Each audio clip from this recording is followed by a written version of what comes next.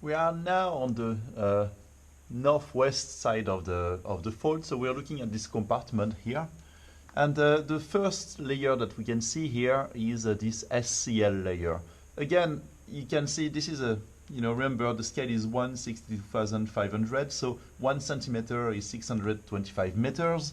So here we've got the SCL layer, which covers that whole landscape, that hilly landscape, over distances that are, it's probably something like nearly 4 or 5 kilometers of the sections are covered, correspond to this SCL formation being exposed.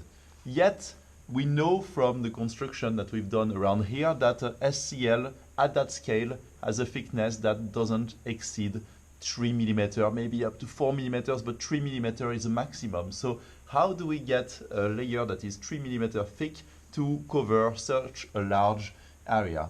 Well, the answer is in the structure, and if you've been paying attention carefully, you will see that, okay, here we have the beds are dipping 30 degrees towards the southeast, but then as you come here, they are dipping 25 degrees towards the northwest. So what we have here is a little syncline here. 25 towards the northwest, then we've got 15 towards the southeast, so we've got an anticline here. And then if we carry on 25 towards the northwest, so we've got another syncline here, and we end up with beds at the fault that are dipping towards the southeast again with 35 degrees here. So we've got a series of anticline and syncline which make that this layer is allowed to cover such a large part of the landscape.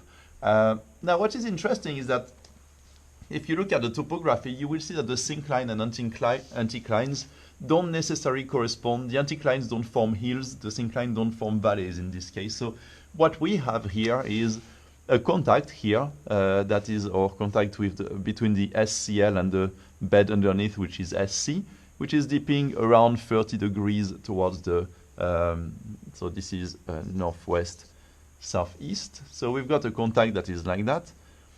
And because the structure is so, let's say, regular, all the structures seem to be oriented with this northeast-southwest direction. We've got, because of the compression in that direction, we end up with a very cylindrical structure. You can see that the folds are really continuous. So you could project, when you can find evidence for an anticline here, you can project that anticline to the line of section, and you can locate the anticlines and the syncline along your line of section.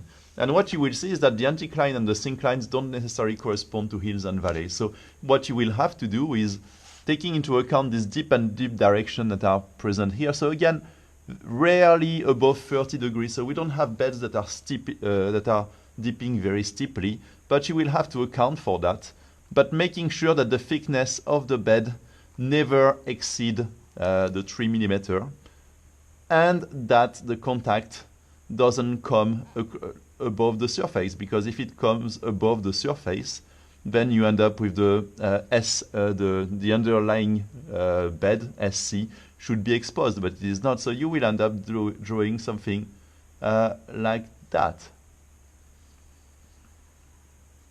And again, the anticline here, making sure that, so you end up with something like that.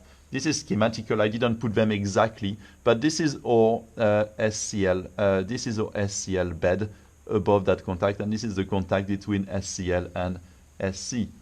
And here you've got a fault. Remember, we've got a reverse fault here with some offset, not a huge offset, but you need to make sure that the offset you draw here is going to be the right offset for the type of fault that we have here.